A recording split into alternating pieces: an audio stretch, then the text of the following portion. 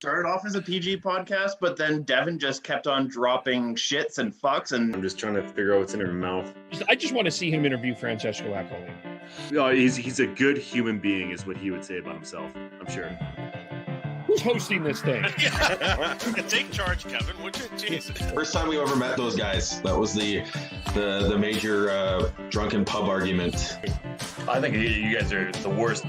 I'm going to have to probably watch some Canucks hockey, unfortunately. Just making friends left, right, and center, and probably some enemies as well. Tell him to shut up. He needs to hear that every once in a while. Off to a good start. All right. We are live. It's okay to talk when it goes live. Well, hello, everyone, and welcome to the Hockey Podcast. Of course, you can follow us on Twitter at podcast_hockey, Facebook.com, the Hockey Podcast, YouTube.com, the Hockey Podcast, where we currently sit at 100 and a number. It's 184. I'm trying to remember a jersey number and kind of just blanked out there. Nobody wears number 184, Kevin. That's true. Well, no, I usually go 1 and then with the 84.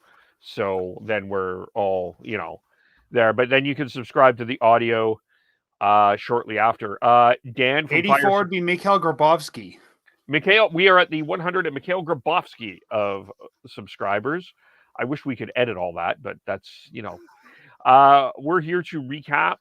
Dan from the Fireside Podcast has joined us, and we're here to recap the Calgary Flames continued enemy, biggest enemy of the year, 3-on-3 overtime as they lose to the Philadelphia Flyers 2-1.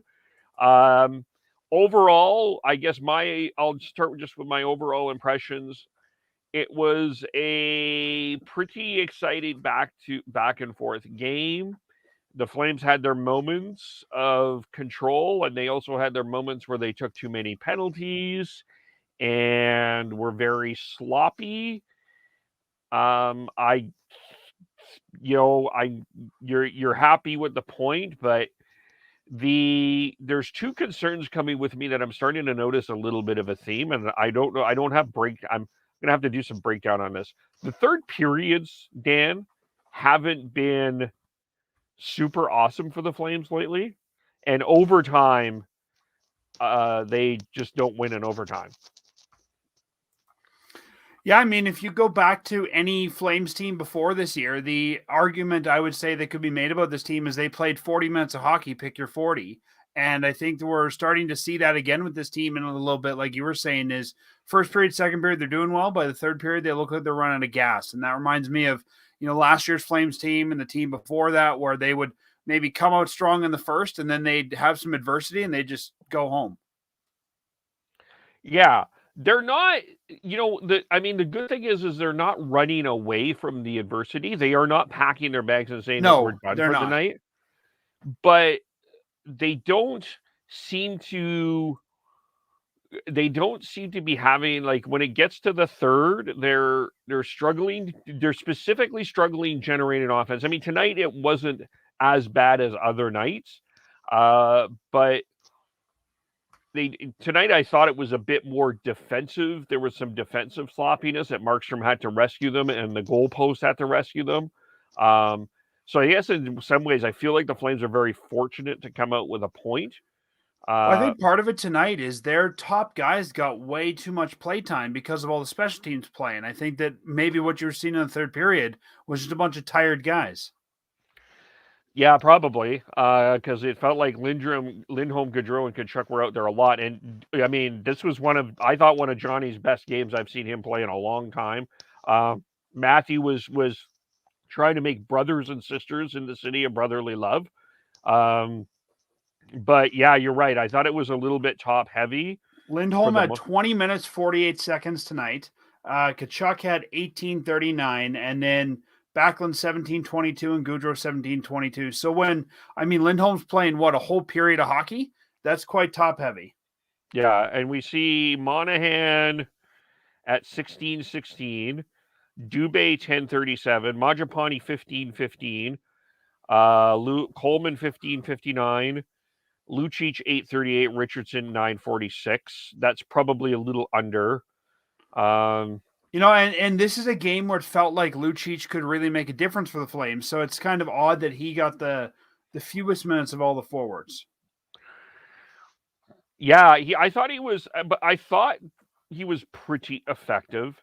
It is kind of, I mean, I guess the big theme and the big question that has been coming out lately is the ice time given to Andre Mangiapane, because I think a lot of people feel like he should get more than 15 minutes and 15 seconds.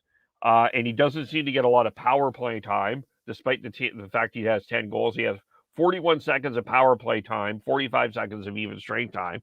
So the way that they're deploying their lines, it is a little... it is sometimes I do have to scratch my head a little bit. But maybe you can tell me why they're doing it. I don't know, but I think if you look at their sort of lines, I guess the question is, if you want Mangiapane, who right now is playing as a right winger for this team, to play more, who plays less? I mean, the Flames were really liking that Pitlick backline line they had there and didn't want to break that up. Your top line right winger is Tkachuk. So I get what you're saying, and we've talked about this on the show a lot, but who plays less for managed to play more?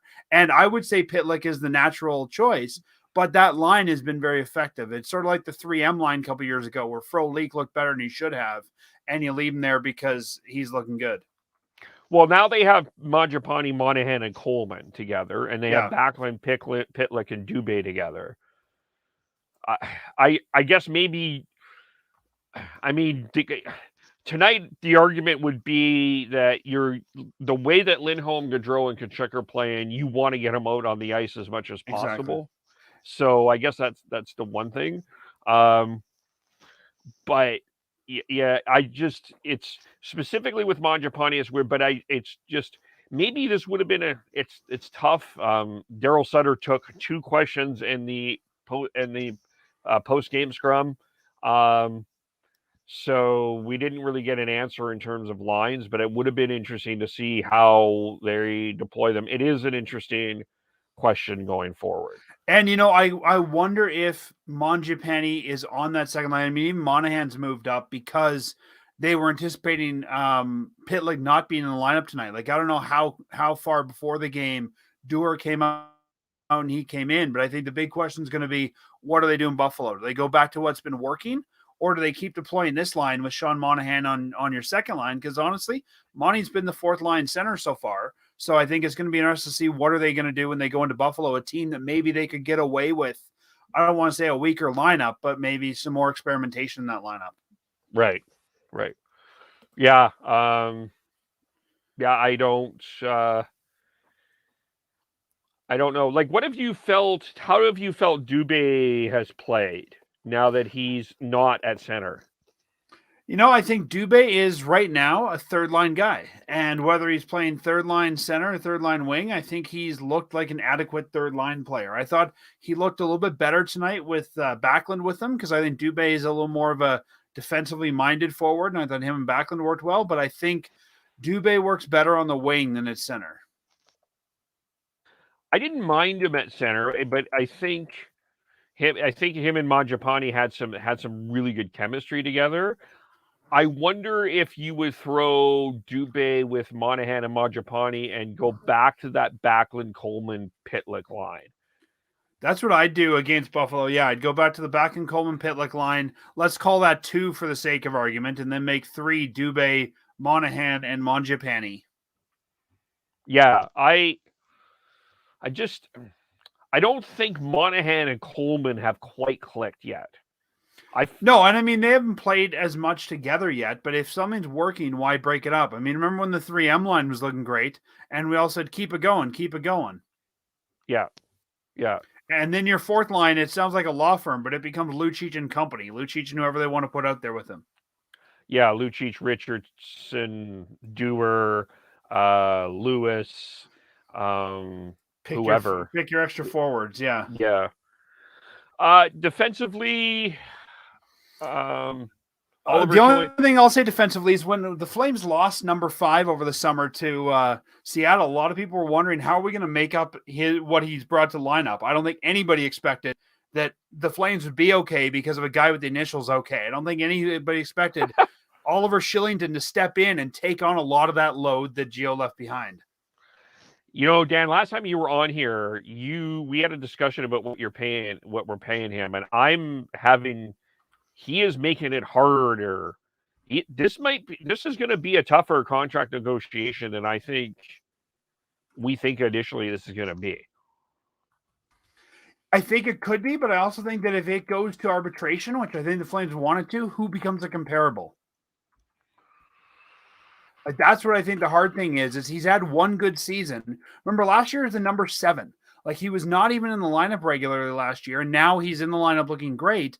Is this the typical thing we see? It's contract year. I'm going to look really good. Or is it we think you're there? And I would imagine that the Flames may say, do it again. We'll give you a 1 year, do it again. Yeah, that would be interesting. The only thing that I'm concerned about is I actually thought as some team should have thrown an offer sheet at Oliver Shillington, and I'm wondering if someone thinks about doing that next year. Maybe. So, I mean, you're saying that, he's underpaid. Let's look at our blue line. Right now he's $750,000. Valimaki, who's not in the lineup's $1.5 million. And your next best is Goodbranson at 1.9. So I think you could make an argument that he should make between 1.5 and 1.9 if Goodbranson's there. So what do? You split the difference at 1.75? Does it get it done? Does someone toss 2.5? He's an RFA, like you said. Well, if someone tossed 2.5 on him, Flames get the first right to match, right? But I don't know that, again, for a guy who's had one good year and looking at the free agent class, I think if I'm going to throw 2.5, there's other guys that throw 2.5 at this free agent season who I know what I'm going to get from them. Yeah. How often have we seen a hot defenseman get hot for a year and then not look great after that? True. And this is such a drastic, where I see your point is this is such a drastic improvement. Like, this is unbelievable what we've seen from Oliver Shillington to now. I mean, he went from not being in the lineup to being on the second pairing. Like, that's unheard of. I mean, if you're Chris Tanev, you may want to go to Brad and say, hey, I may need a little bit more. I'm just saying. Yeah. Well, and, I think Gio did that too. I mean, I would argue that Gio made, TJ Brody look better than he should have for years. And I think that's part of what Tanev was brought in to do. Everyone he's played with has looked good.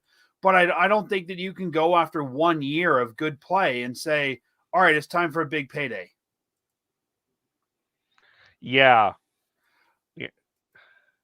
Do you know who? I mean, even if we look at it, the guy who was drafted in the same draft, the pick the Flames had before him was Rasmus Andersson. Rasmus Andersson making 4 or 5 on the top line. So, if is Shillington worth half him, the same as him, less than him? Where do you value him? Yeah, I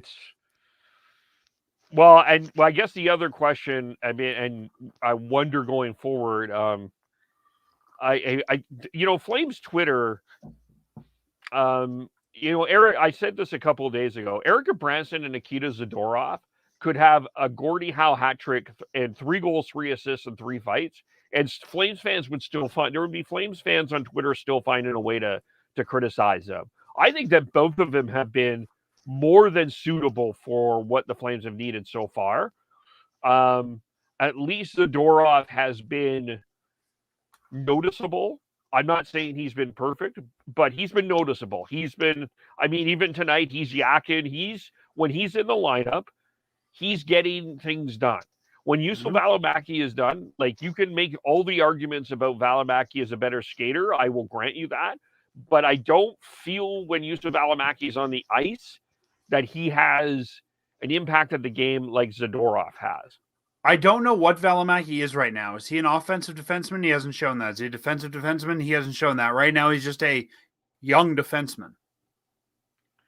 Yeah, that you cannot send down because he would be claiming favors. Exactly.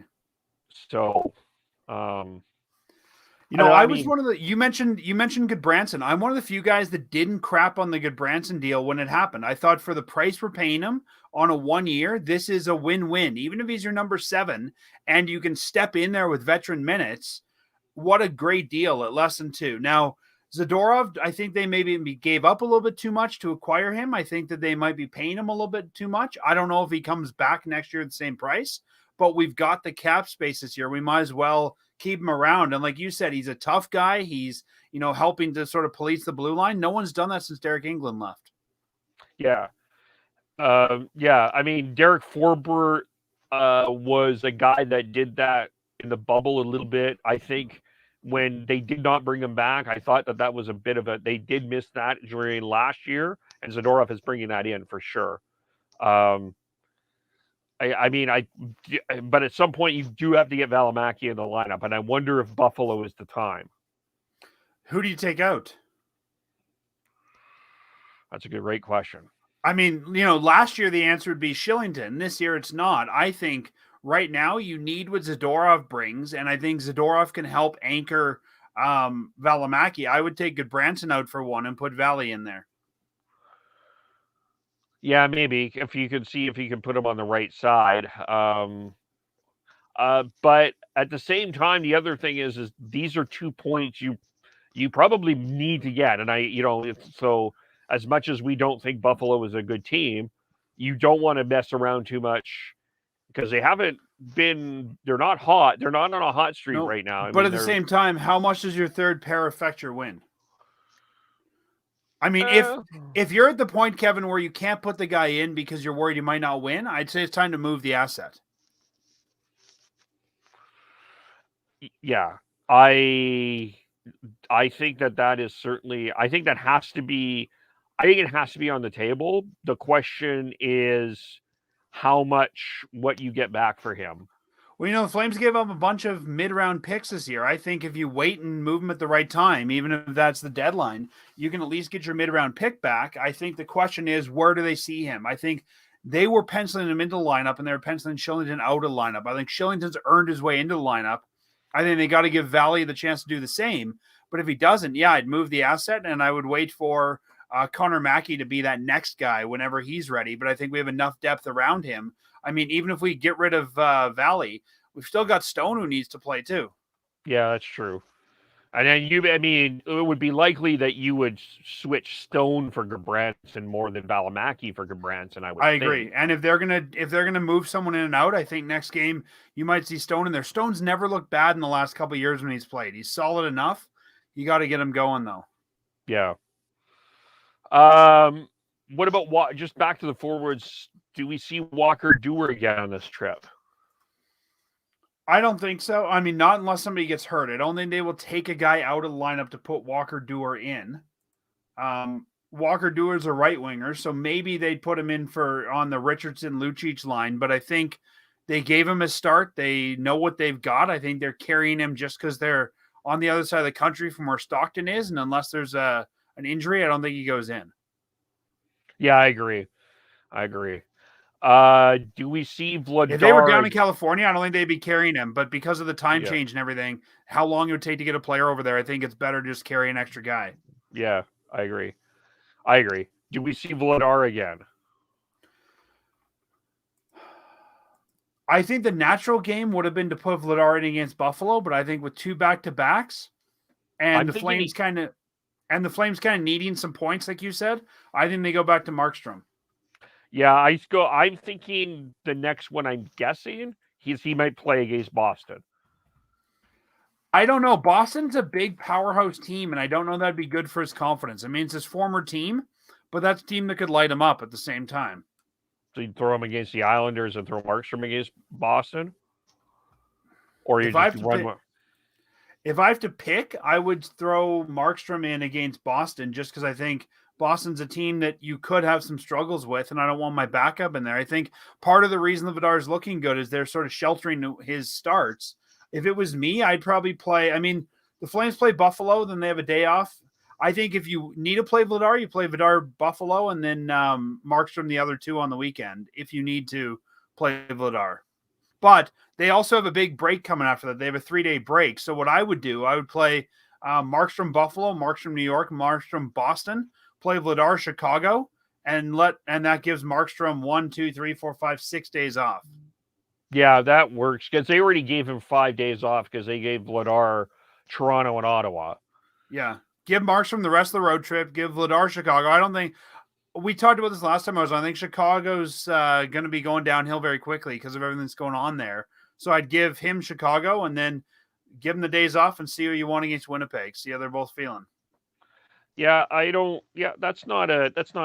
I can see that.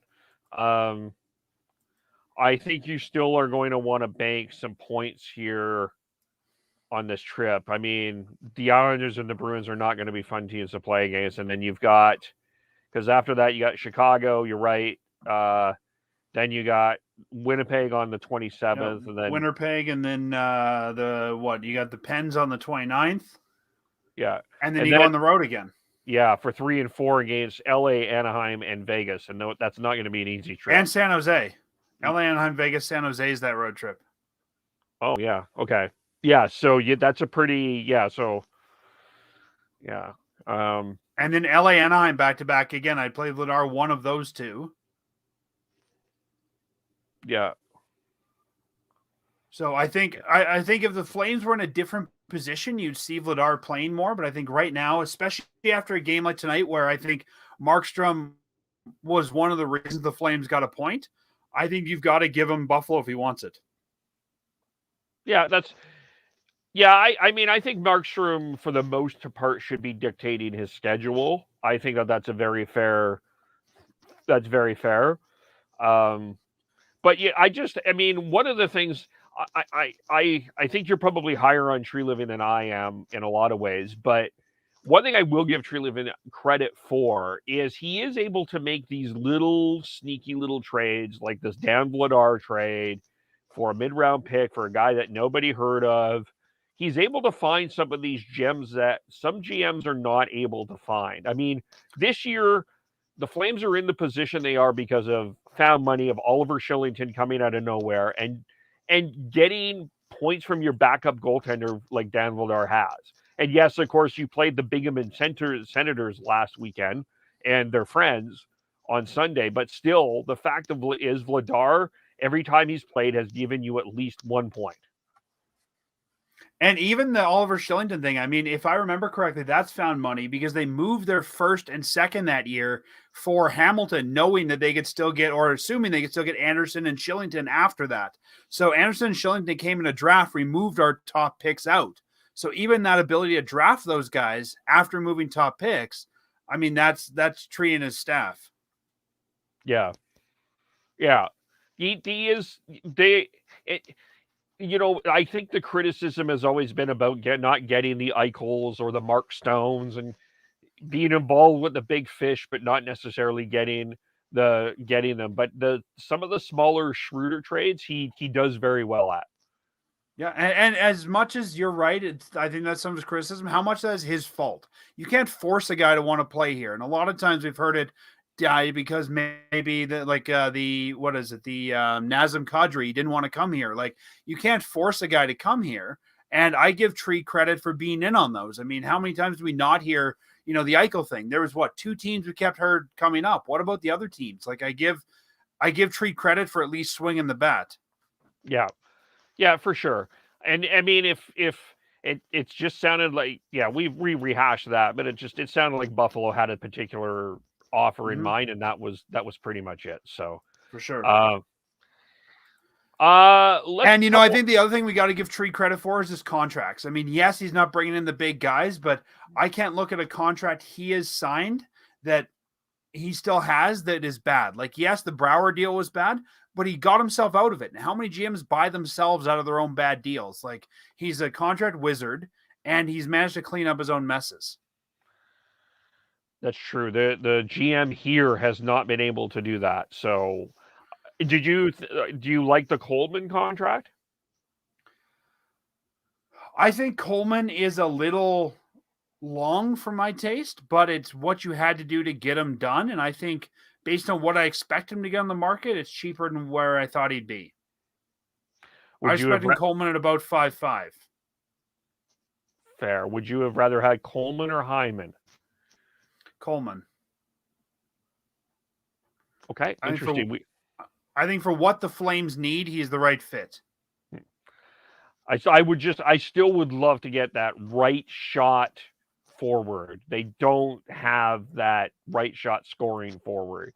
They do need that, but I think that they made some, and I talked about this last time you and I talked. It feels like the Flames roster this year is incomplete. It feels like they were waiting for the Eichel thing to happen and maybe didn't sign guys they should have, waiting for that to happen. So I feel like this year maybe Tree was waiting for the Eichel deal over the summer and didn't bring in certain players because he wanted to see how much money he'd have left. It just, when I was looking at the roster at the beginning of the year, it felt incomplete. And then he quickly went and signed guys like Richardson and all these veteran guys, sort of fill some holes that he obviously had. Yeah. That we were talking about that too. It just felt like there was a shoe to drop. He was waiting for something, and then he filled it. If let's say that if Tkachuk or Gaudreau doesn't want to come back next year, you can easily get your right shot. I mean, those guys are movable at the deadline for whatever you want, pretty much.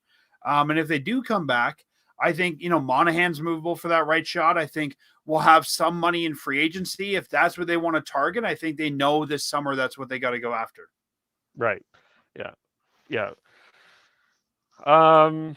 Anything else specifically on this game that we need to talk about? I guess there was a comment, Carter Hart, from the Riley Perry, and Hart was the best player on the ice tonight. He was very good. He makes me feel a bit more comfortable about Canada's goaltending in the Olympics. Especially if Carey Price won't be there. I'm doubting he will be, to be honest with you. I don't think he's going. Yeah, I think that this is I'm not sure who else. If it's Jordan Binnington, I'm just afraid he's going to get into a fight he might get into a fight at the airport before he even gets on the ice. He might throw his stick at customs, or, he might ask, if he's asking for ID or a passport, he's going to throw a stick and a tantrum. He may not be able to get there. Well, if you don't want stick throwing, don't bring Gulletson on the trip. Yeah, Glenn Gulletson or Jim Playfair for that matter. Playfair broke the stick. He didn't necessarily throw it. He broke it. I'm surprised they have the Oilers don't do an intermission where they allow Gulletson and Playfair to do a stick throwing contest. I had suggested after Gulletson threw that stick in the crowd, the Flames have their skills comp the next week. And I had suggested they should have a stick throwing competition so you can beat the coach. That didn't go over well. Oh, it's an idea.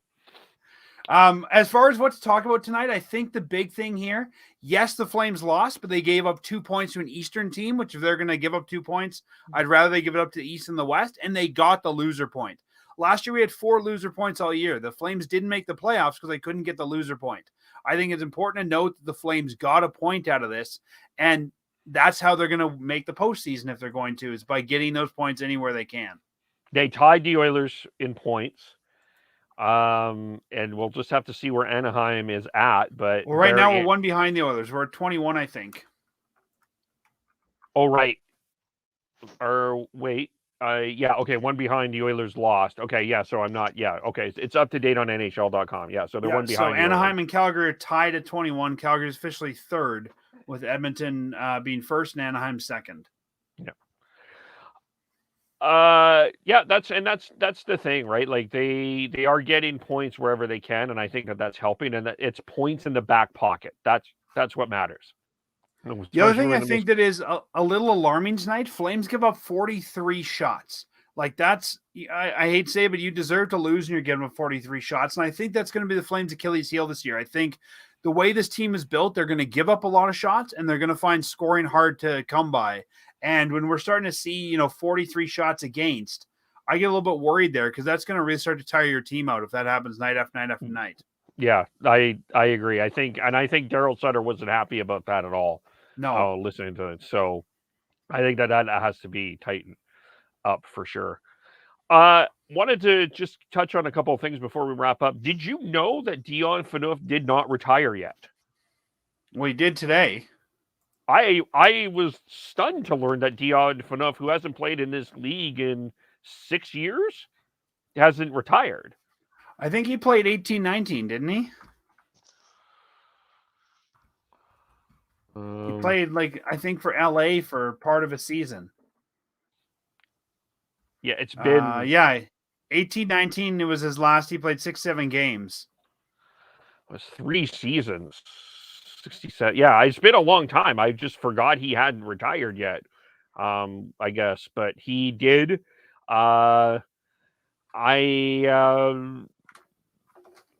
He was a good pickup. He was very valuable when they had him. And here's an interesting take for you. Was the Dion Phaneuf trade the beginning of the end for Daryl Sutter as GM?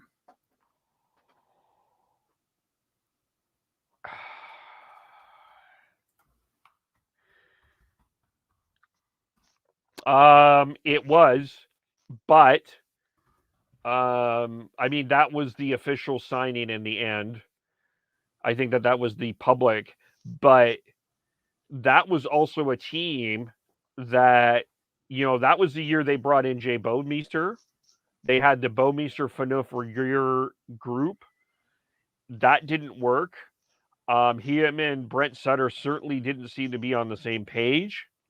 But it just feels like you could have got more from him. I mean, the official deal was Dion Phaneuf, Frederick Schustrom, and Keith Ollie for Matt Stajan, Nicholas Hagman, Ian White, and Jamal Myers.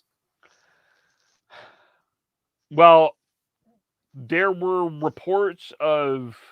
So I'm not going to get into what the reports are here, but there were reports that there was enough friction in that dressing room that they had to make that move rather quickly. Yeah. No, it's true. And, I think Dion Phaneuf, when we look back at him as a Flame, I mean, he had his place and he served this team well for what he did. He knew his role here very well. And I think, for where the Flames needed him to be, he was that. Him and Regier were a great pair together for a long time. And I would say ever since he's left, we've been missing that sandpapery defenseman. Yeah. I mean, I think Tanev has brought some of that back, but it's not Phaneuf. But we don't really... This league doesn't have a Phaneuf. Not that probably why he hasn't played since 18-19. Yeah. Well, I mean, yeah. It's, is he Hall of Fame? Nope. I would agree with you, but I think he'll maybe be retired by the Red Deer Rebels or something, but I don't think he's put up a Hall of, NHL or Hockey Hall of Fame career. I agree. But sometimes when you play with the Leafs, you do get that advantage of maybe getting a little bit more. But he wasn't great with the Leafs. I mean, he had 1 year of 12 goals. I don't think he came away with that Leafs team. I don't think he came out he wasn't the shining bright arm of the Toronto Maple Leafs at the time. So I think if the Maple Leafs could have been successful at that time, maybe you'd have that, like you were saying, sort of that advantage for the Hall of Fame. But the Leafs did nothing. I mean, he played 7 playoff games as a Leaf. So I don't think you can look back and say, wow, this guy led the Leafs to the promised land. No, he didn't. No. I mean, if we look at him, he had 1,048 games played, 137 goals, 357 assists for 494 total points, and 1,345 penalty minutes. There's a lot of defenders with similar numbers or better numbers who are not in the Hall of Fame. Yeah, I agree. Have the Flames honored Robin Regier? Not as a forever a Flame. He's sorry, I'm just, I want to get your take on the Canucks, but I just want to get your, I just was thinking about this. It's just two Flames I do wish that they honored in some way, shape, or form is Craig Conroy and Robin Regier, because they were, everyone remembers Iginla and Kiprusoff from 2004, but Robin Regier did so much in this community. Craig Conroy was also as well. I do feel that the Flames have missed out not giving them some sort of honor in some way. I'm not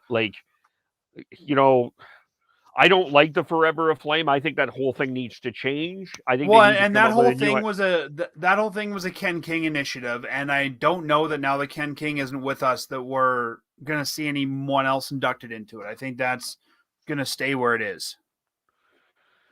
Yeah, but it's just they haven't done a huge honoring everybody. I mean, they've honored the huge legends, but maybe the sort of the folk heroes in Calgary lore they haven't really touched on, and I think that's Well, and I something guess it depends what we mean by honoring them. I mean, if I look at it, I would say they honored Conroy by giving him a sweet job when he first started. I mean, he was brought in shortly after retirement as assistant general or special assistant to the GM for a job that probably wasn't even defined. I'd say they use him for a lot of PR stuff and they let him tell his stories for all sorts of stuff. Like, I think he's out there because fans want to see him. It's very similar to, I mean, yes, I know he's honored, but Lanny, they still roll him out once in a while, because he can tell good stories. I mean, we've got Jamie McCowan now is doing the post games. He's not necessarily honored, but he's got a role with the team because he's good at talking hockey. Like, I don't know that. I think if we start to honor folk heroes, where do you stop? Should Tim Hunter get one? Should Chris Simon get one? Like, I think you've got to draw that line somewhere. And I think a lot of those guys in the Calgary Flames organization get honored through the Alumni Association and being asked to do certain things or different events or fan events. The Flames do a lot of fan events that we don't necessarily see at every game where they bring an alumni into a president's box and talk to a corporate group. And I think that's a way of honoring those guys too. That's fair. Giving them a bit of a payday and letting them do that and that sort of thing. Yeah, that's fair. Yeah, I mean, if you want to honor Conroy, I'd say should we honor Val Bure? Like, where do we stop? What did Val Bure do? Candace Here? Cameron. Yeah, he was kind of the face of the team when the team needed a face. True. And before Aginla got kind of going, he was the face of the franchise. So he was. Yeah, he was sort of that in between. He was sort of that tweener between Fleury and Iggy.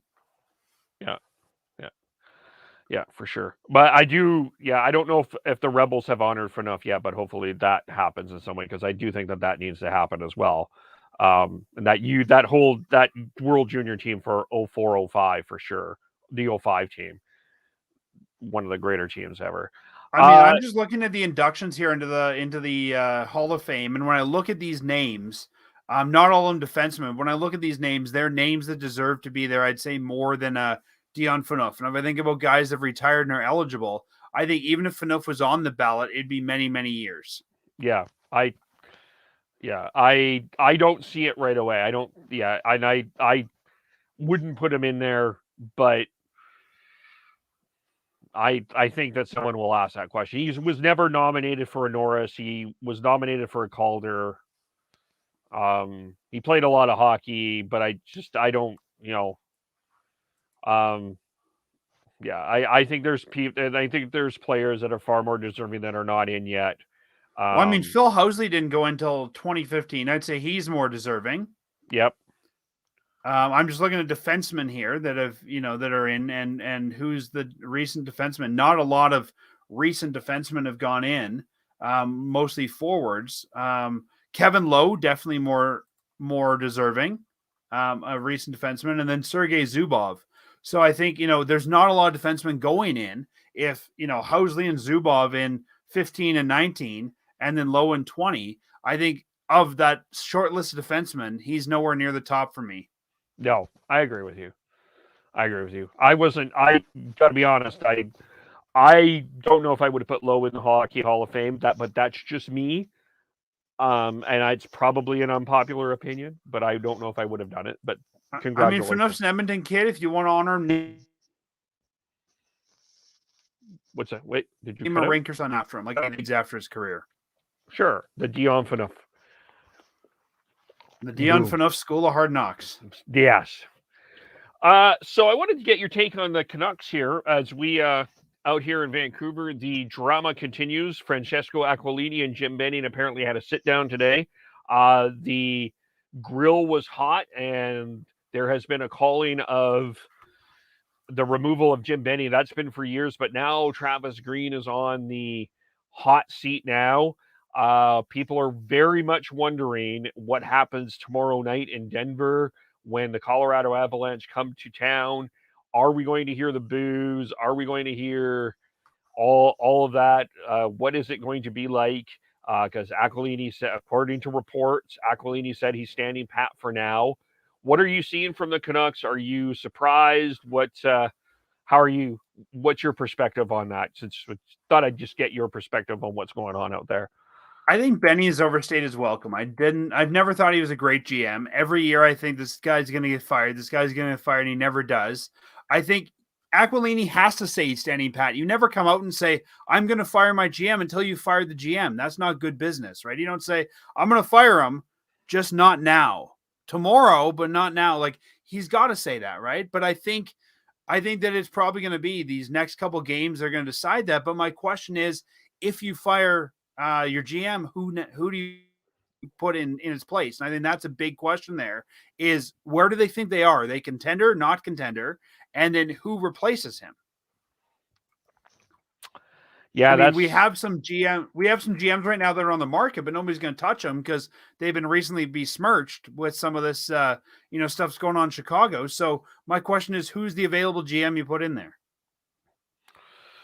Yeah, I don't think you promote from within. I don't think, you bring in some AGM. I don't even know who their AGM is to fill it. I think you've got to go, and I think Vancouver would go out and get a big name to fill that. Yeah, I think, that's sort of the thought process. I mean, the name Stan Smeel came up as an interim GM. And then Travis Green, I mean, he brought in new assistant coaches.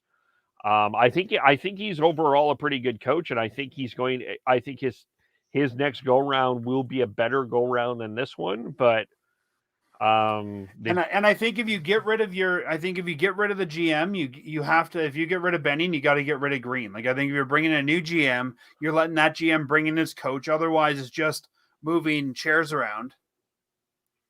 Yeah. Actually, I'm looking here, Kevin, and the AGM in Vancouver is John Weisbrod. I think that's a guy that a lot of people have talked about as a GM for a while. So I could see Weisbrod being given the interim tag till the rest of the year and see how he does. He was here in Calgary for a while, and I think a lot of people have talked about him for years as a future GM.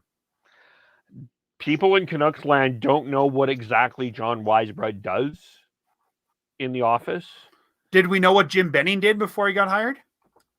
No. But they also don't know what Jim Benning does now. So maybe, I don't know. Right. So, I mean, you're replacing one unknown with another unknown. Yeah, I think they got to bring in, I said this last night, they need to bring in someone with some stability and some experience to oversee everything here and can say to the Aquilinis, this is what we need to do. This is how we do this. This is the better way. And someone with a bit more media savvy, because you talked about it, the Flames, when things are on the down end, you have Tree Living that can talk. You have Craig Conroy in the organization that can talk. You have a number of people out there that you can bring that can smooth the waters over when Flames fans are irate. Mm-hmm. The Canucks don't have that. And I mean, they had Linden hanging around for a while, and he's gone. But yeah, I think you almost need to bring Weisbrod up and then put a guy like Trevor Linden or some former player who the media wants to talk to as your AGM. Yeah, that could be a Stan Smeel. That name has come up as well. Could you do co-GMs and have Henrique and Daniel as your co-GMs? I don't think that you do that now. I think it's far too early. So I guess the question is, does Vancouver look at it as, let's put in a temporary GM or an interim GM like Weisbrod to get through this year? Or does Vancouver think this season is salvageable? Let's swing for the fences and bring in sort of the long-term guys. Sort of like Calgary. When they brought in Sutter, they were saying, let's swing for the fences and bring in, a coach who's going to be here for a while instead of just, let's bring in another interim guy. Well, the problem here is with this draft, the next two drafts being as talented as they are, you need to make sure I do think you have to decide where you're at if you're the Canucks. Now, we have seen coaching changes in this league turn into Stanley Cup final appearances and Stanley Cup championships the last few years. I look at this Canucks lineup in comparison to some of those other ones, and I don't see that burst. I see a coach that could get them into the playoffs, maybe. But in terms of a Stanley Cup run, I'm not seeing it yet. Well, when you were talking about the draft, I mean, Vancouver has what, a first this year, no second, Winnipeg's third. Otherwise, then they've got all their picks in the next couple of years. Weisbrod has always had, as far as I've looked at him, he's always had a reputation for being good at drafting. So good at scouting young talent for his team to draft. So if you want the draft guy, maybe you give him a shot. Yeah, I don't think Weisbrod would go over well in this market. So who do you bring in then? Do you go former player route? Do you bring in quote unquote big name GM? And if so, which big name GM is available? The name I brought up last night is he's not a GM. He's never been a GM, but he has experience in this market is Lawrence Gilman. I think that would be the guy I would have a long look at. He knows the market. He has connections in the media. He understands the salary cap. The drafting record under Gillis wasn't great, but I think that he does bring some stability. That would he's currently working for the Leafs, isn't he? Yeah, but he's an assistant. And you think the Leafs would let you talk to him? I mean, can Kyle Dubas do everything? I don't know. I mean, can you trade AGMs, trade Weisbrod for Gilman, and then promote Gilman? Maybe that would be fun if we could do that. No, I think Gilman's a good guy, and I think Gilman's another guy that's on the fast track to GM hood, if you will, or being a GM. I just don't know that. Again, it feels like Gilman, if you bring him in while he does have that familiar in the market, it feels like an interim move. And maybe that's all they want. I don't know. I don't. One of the things that is just concerning me here in Vancouver, what is fascinating me, what the Aquilinis will do, is do you make that splash because you want to make the headlines, or do you make an intelligent hockey decision? Because I was thinking about this today. This has the potential to go Oilers. It really, before they were goodish, like this has the potential to be Peter Chiarelli Oiler bad. You bring Chiarelli in. Oh, you would love that, wouldn't you? He's available. We have a trade. Bo Horvat for 6th round pick. Oh no, he's not. He's still vice president of hockey operations for the Blues, so he's not available.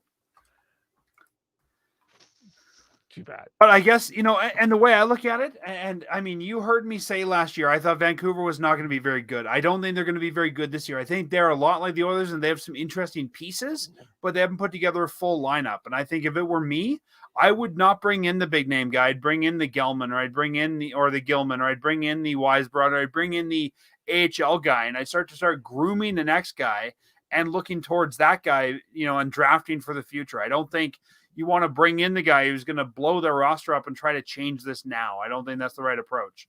I think you wait until the offseason. Maybe you find a better guy in the offseason who didn't get a contract, or maybe you start building by UFA that way.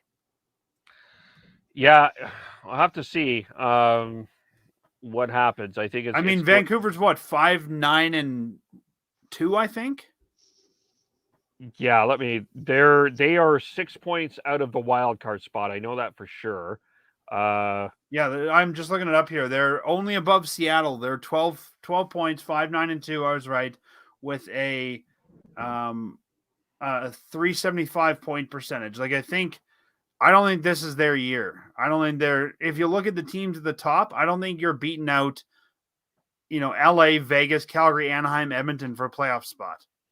No, I think at best they're battling for a wild card. I don't see at this point. I mean, I could be wrong, but I don't see them getting into the top 3 in the Pacific Division. And even if you're battling for wild card, how much do you give up then to try and make this your year versus saying, we'll take what we can get and we'll regroup in the offseason with a new leader? Yeah. And then I guess the question is if you're selling, what pieces? It's an interesting. It's very. I don't think they have anything that's really worth selling at this point that they're going to get huge value for. I think they need to be buyers in the off seasons. What do they need to do? They've got piece to build around. I mean, yeah, they'll get some value here and some value there, but I can't think of a top piece they're going to want to sell the other teams are going to want. And I think that they just need to start building through UFA with a strong leader. Yeah. It's going to be very frustrating in this market. It'll be very interesting to see what happens tomorrow for sure. Think you can get Berkey out of Pittsburgh? I don't think he's coming to Vancouver. I mean, if I look at Vancouver's roster, on the forward side, maybe you'll get something for Bailey. You're not moving Besser. I don't see a lot of sellable asset here that's going to bring you back top dollar without moving Pettersson or, Besser. I think Highmore they're going to want to hang on to. Even on the back end, Ekman Larson, maybe you get something for, but that's about it. What value do they have to sell? I think the one guy that I could see you could get something for a little bit later on and as closer to the deadline is a Tyler Myers because teams love defensemen for playoff runs. For sure. Yeah. Myers, you could probably get some for. That's probably the one guy I could see. But, I mean, other than that, yeah, it's tough. I mean, JT Miller, I don't think you'd loathe to trade him. I mean, I think they can move a lot of these guys at the deadline for a fourth, a third, teams just looking to pick up depth players, but you're not going to trade your way out of this mess in one deadline. No. And you're not trading a Pettersson. That's silly. You're not trading a Horvat. That's also silly. So I guess the question is, if we both agree that this team is, let's say, destined for the bottom this year, do you bring in your hot GM or do you bring in the guy to keep the seat warm and then reevaluate in the summer and see who's available? And if that's the case, I don't think Gilman leaves Toronto to come into an interim role. I do think you need the GM isn't going to change the product on the ice. The coach would be the one that would change the product on the ice. If it were me, I'd do the whole fall swoop and do both. I don't think that's what ends up going to happen. I think it's going to be I think they'll do both, but not at once. I think it'll be the GM first, and then they'll put the coach in the hot seat, and 2 or 3 days later, coach goes. I think it's going to be the other way. I think Green goes before Manning. And do you bring Trent Cullop from Abbotsford to be your coach, or do you go and look for a name coach? I think they probably bring in Bradshaw for the interim for the rest of the year, and then they let the new GM bring in the coach. I think Benning, if the Canucks start to fade out, maybe by Olympic break, you try to dig in for that new GM to plan for the draft and the offseason, and you give him that long opportunity. That could be I also think, we've seen teams even here in Calgary where Tree Living came in, didn't have time to prep the draft, but the scouting staff did. So I think you could even say to your head scout, this is your draft. You figure it out. We'll bring in a GM later, but they're just going to draft, your list. Yeah, maybe. Not ideal. No, yeah, especially when.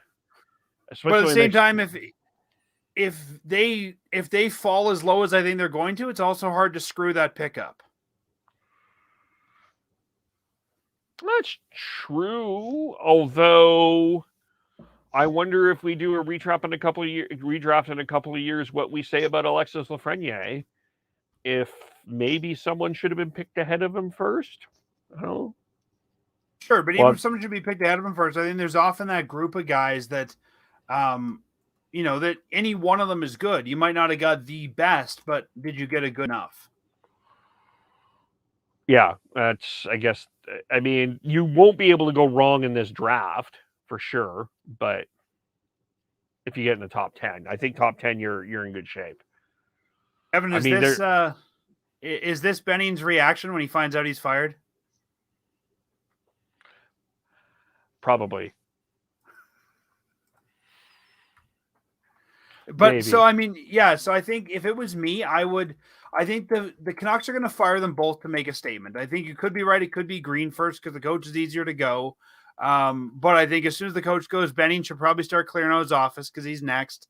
But I don't think you're going to get anyone from outside the organization who wants that job on an interim basis. And I don't know that anybody good is going to want to touch Vancouver right now. So I think you've got to promote internally for this season and then reweigh your options in the offseason.